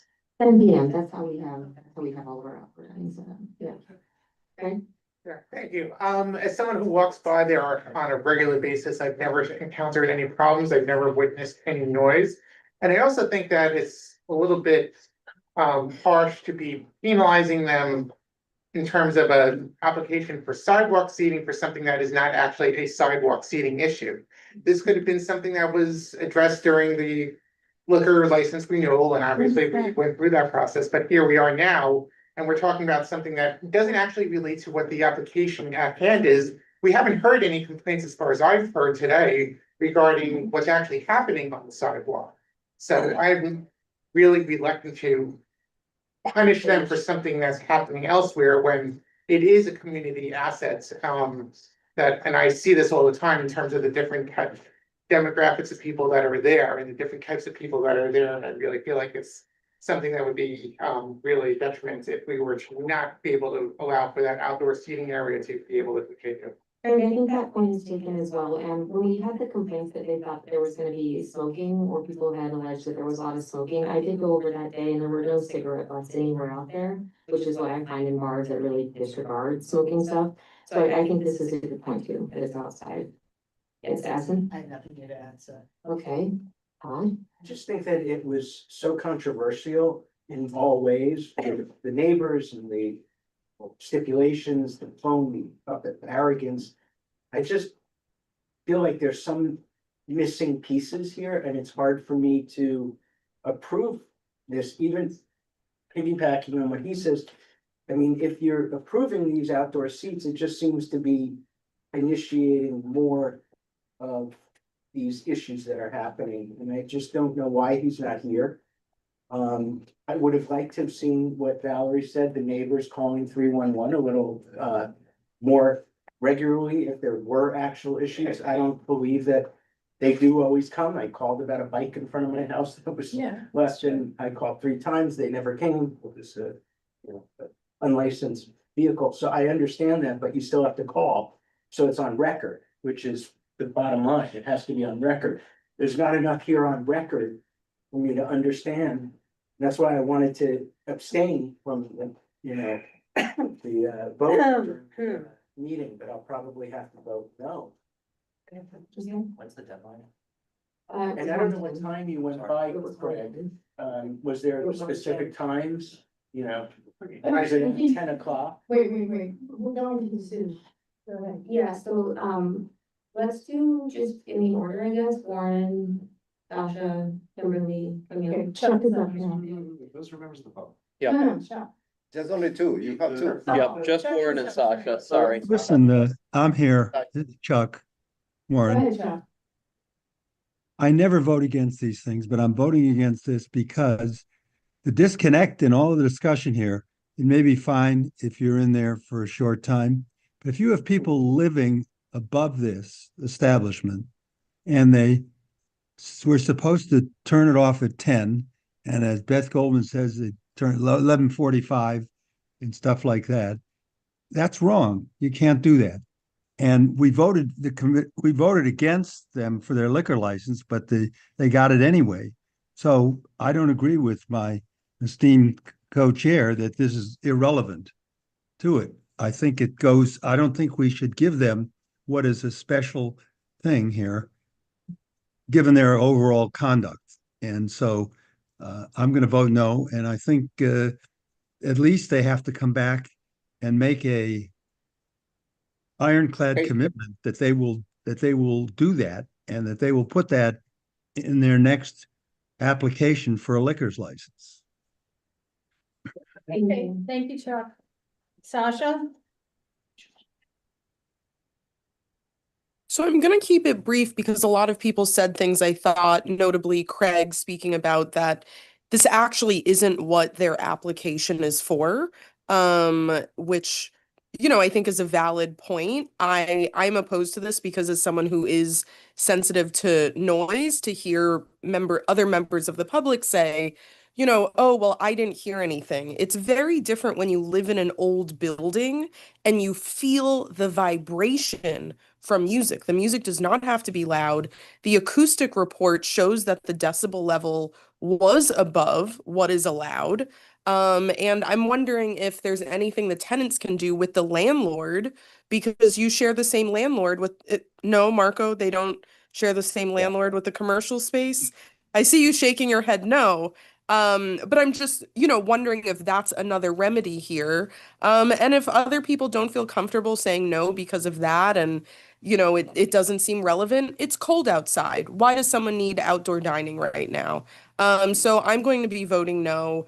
But, old buildings do not function like newer buildings. Vibrations are such a killer. I deal with it in my building, so I sympathize with the tenants who have made this remark, but that is also why calling 311 is so important, because it's a record. Even if no one comes, fill out the form online for a noise complaint. Right. Evan. Yeah, the only thing I was gonna note is, again, just to frame it, I think everyone should be a little self-conscious of what voting no really means. What it means is that the hour that we spent in the committee, where most of the committee was clearly leaning toward no until the stipulation, is kind of wasted because the hour was spent reaching compromise that was acceptable to the neighbors.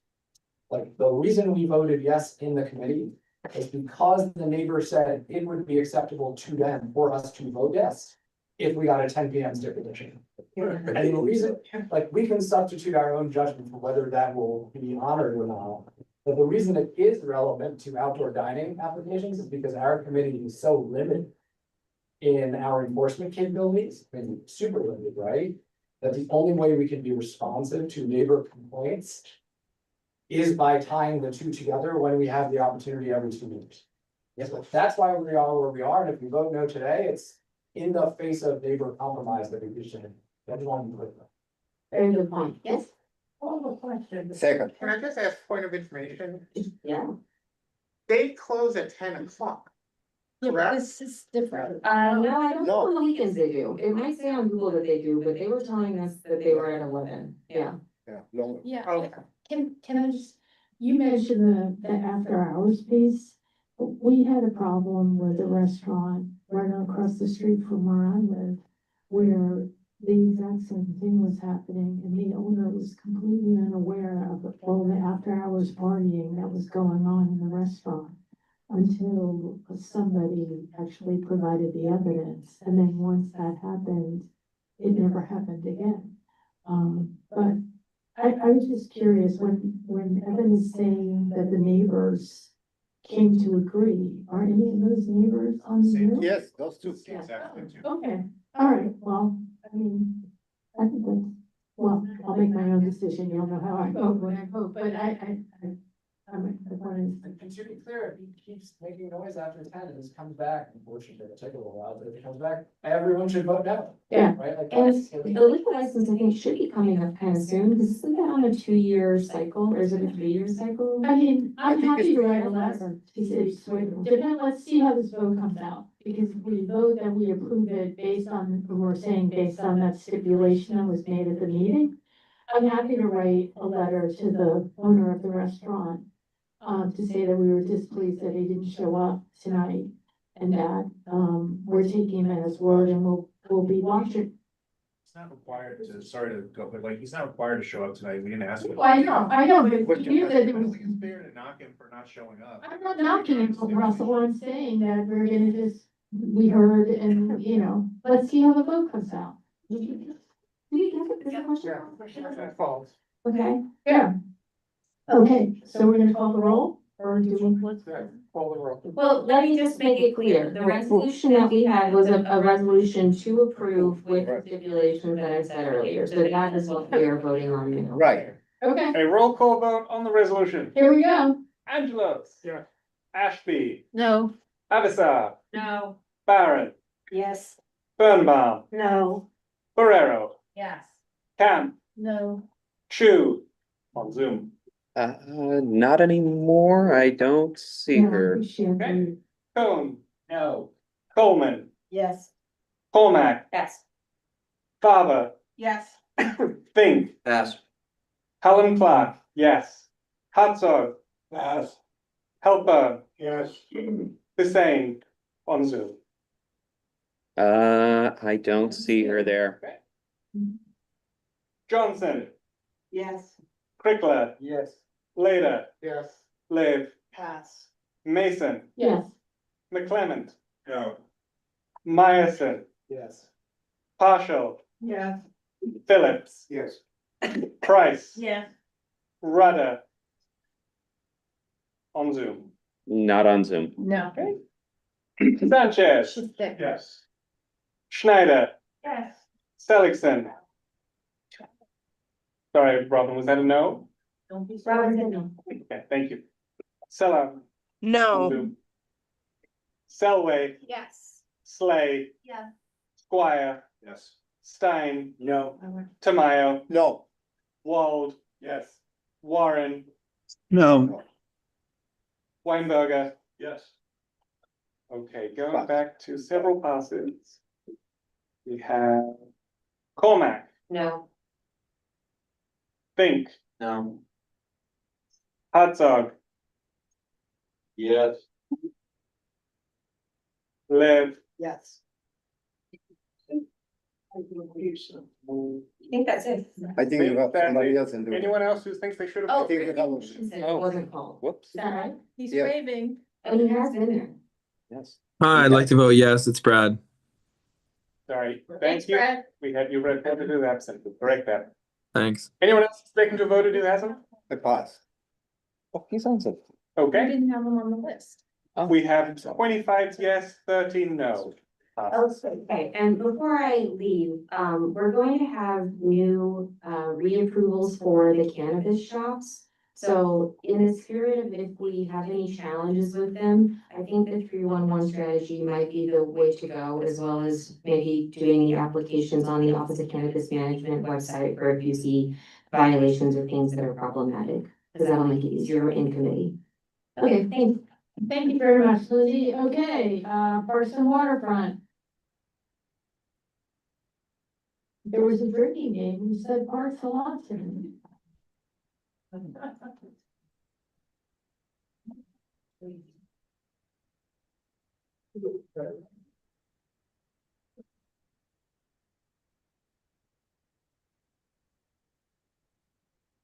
So the Parks Department came to us with the status update on Bird Park, which we've been talking about for many years, and their timing to go, ready to go to construction or release the bids for construction. Judy, do you wanna take it there? Yes, so they reviewed with us what we approved back in 2022. And the main reason for their coming was they were showing us the public restrooms, PRBs they're called now, which have become standardized throughout the Parks Department. And so if you haven't looked at our minutes, I don't remember, did we put the Bathrooms? no, I don't remember if we put the drawings. The presentation, yeah. Yeah, into the minutes or not. See, I'm gonna. But you can go look at our meeting and just scan through it quickly to see what the restrooms look like. Because, some people like them, some people don't. But at any rate, that was their main reason for coming. So what we heard at the meeting, and Carrie Harris, our first speaker, who's still here, brought up a lot of issues that were brought up before 22 and 21. I mean, we had many meetings, as you remember, if you've been on the board for Rupert Park. And those issues were all resolved. And in the resolution in 22, the final resolution, we asked for higher than a 4-foot fence, which Mitchell Silver, the Parks Commissioner at that time, had made the rule for all parks, a 4-foot fence. So this time we had a resolution, and in our resolution, we asked them to keep the 7-foot high fence on the adjoining western wall and the 6-foot high fence around the rest of the park. We asked them to keep that because it wouldn't cost any more money and it won't delay the project if you're not ripping down the fence. Okay, all the other suggestions were made by people, many people who had not come to the meetings at the time we approved this back in 22. And Tricia Sherman Morrow was the first speaker, and she explained to everyone that this had already gone through the many steps, as you know, a city agency goes through to get everything done, and that basically they were here to talk to us, to tell us about the restrooms. So, the changes that were being suggested were, the project was too far along to make these changes. Okay, I'm gonna start in the back with Ed. Judy, just educate me here. Is it true that these projects in the Parks Department? Can you speak up, Ed? Is it true that projects in the Parks Department take decades to complete, not decades, but. Well, Rupert is a good example. I mean, we're talking about this for half a decade now, and we haven't even put a shovel in the ground. And with all due respect, I appreciate the fact that the fence and it'll make it go faster. We're at 5 years. I haven't seen a shovel yet, but I was just curious, what is the average? I guess my question is, to narrow it is, what is 3 there an years. average time for these projects, for any project in the Parks Department? Rupert Park didn't start out as park, so it was really a difficult piece of property, and you're right, we've been talking about this for more than 5 years.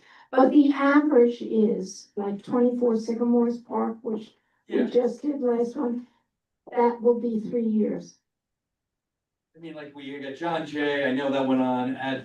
Well, but some of the bigger parks are done in pieces, so, but like, 24 Sycamores, the entire park is being redone. But And it's a 3-year time frame. But if I think maybe clarify what the 3-year time frame is, and I think also this project has gone through the various steps of approval process, the city's approval process. It was delayed because of a new requirement to get a stormwater pollution prevention plan.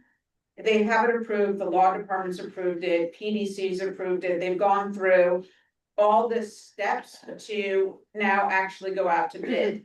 And that's where we are at. It's 2 separate projects, the reconstruction of the park and then the construction of a public restroom building. This is for the reconstruction of the park.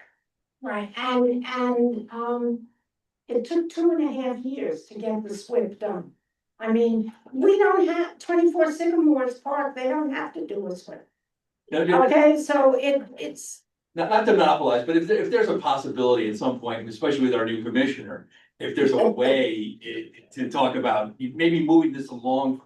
Just saying, I read about this in the outer boroughs, I mean, not just in our neighborhood, but the outer boroughs, I mean, this just goes on forever. That's a. Okay, can we? I know, but it's. Speaking of moving it along. Yeah, okay.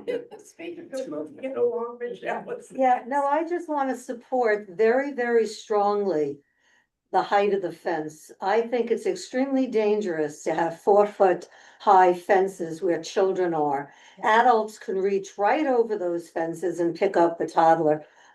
It's extremely important that these fences remain high. We've advocated for that in other parks. We have a. And I know, I'm supporting the resolution. I know, That's but what, the original yeah, resolution said I think we higher always, than 4 feet. I think we always have.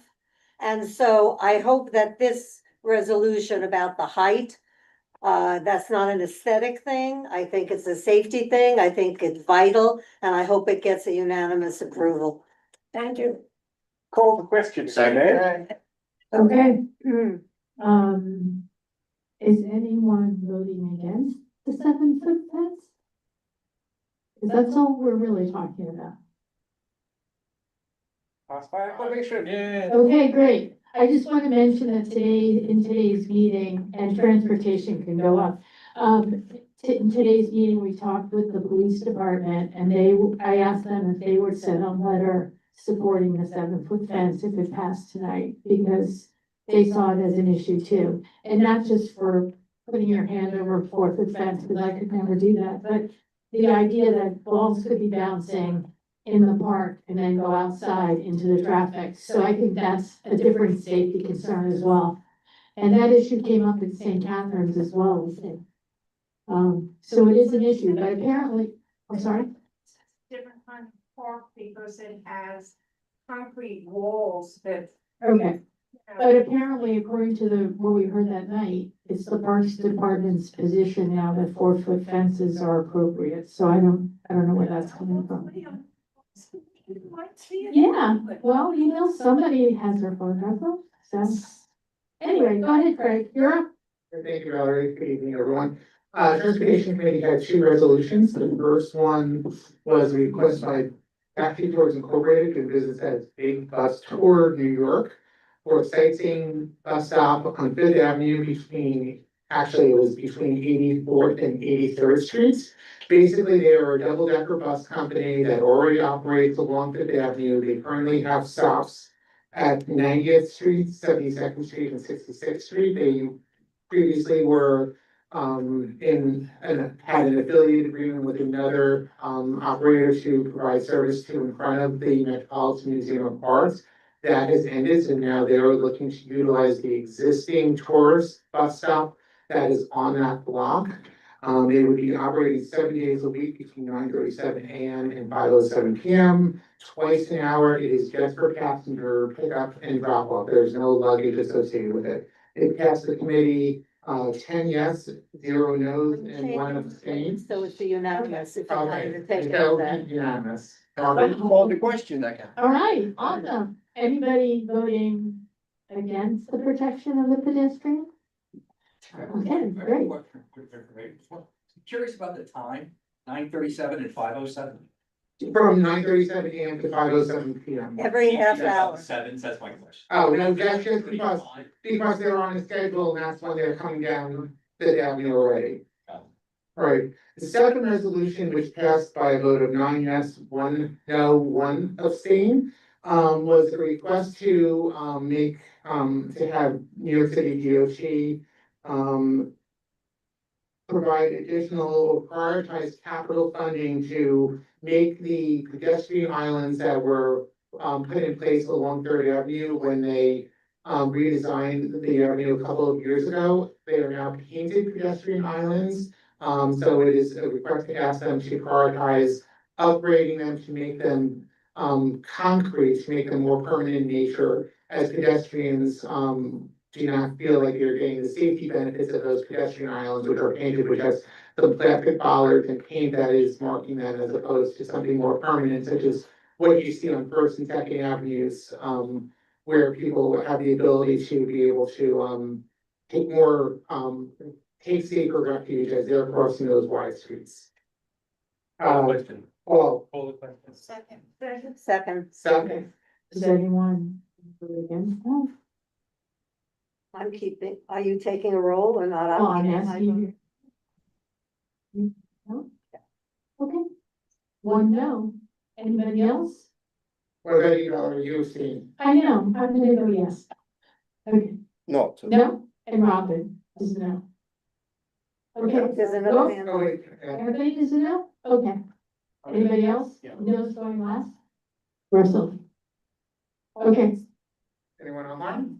anyone online? Is that Okay. show currently, right? I unmuted Chuck, but I didn't welcome him as the co-chair, and I apologize for that. He was unmuted. Yeah, thank you. Okay. Landmarks. Saving the best for last. I know.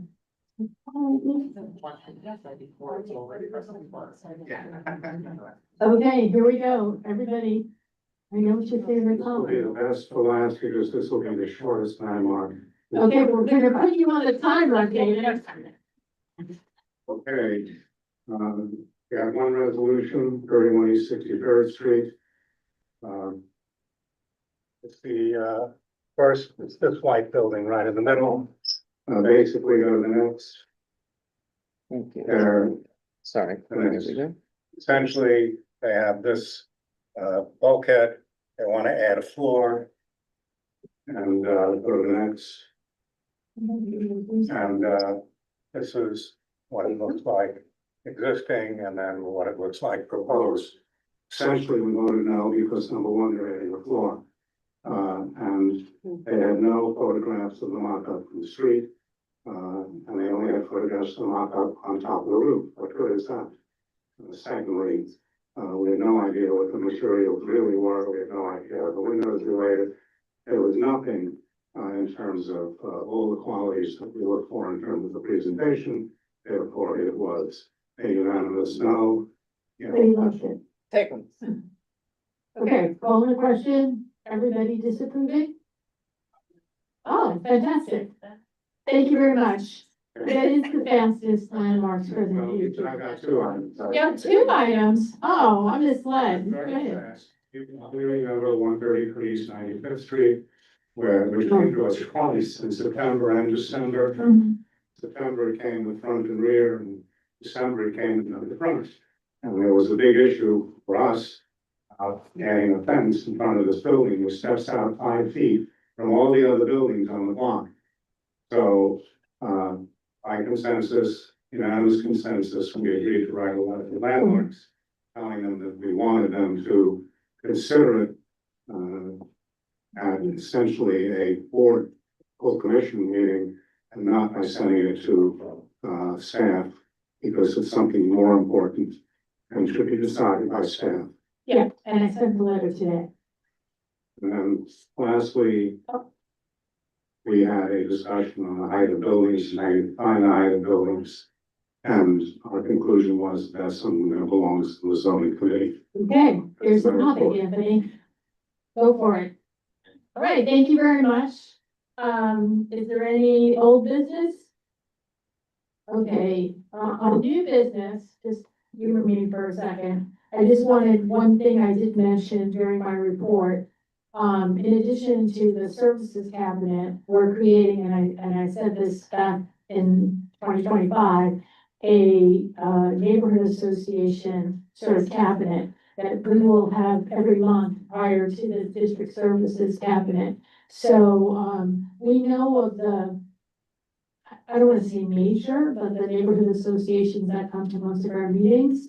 If you're aware of a neighborhood association that you think might want to come to this new district neighborhood cabinet meeting once a month, please let Ian know. I mean, as East 72nd Street, 86th Street is coming, Carnegie Hill, so we've got those covered. But if you know of a smaller neighborhood association, there used to be 1 or 2 that came to our meetings regularly, but again, we're trying to update our list. If you have those names, just email them. Whose hand is up? Is that Rita? I can't see. What day? Not set yet, No. stay tuned. Okay, no, you didn't miss it. Addison? Motion to adjourn. Yay, thank you very much. Have a nice rest of the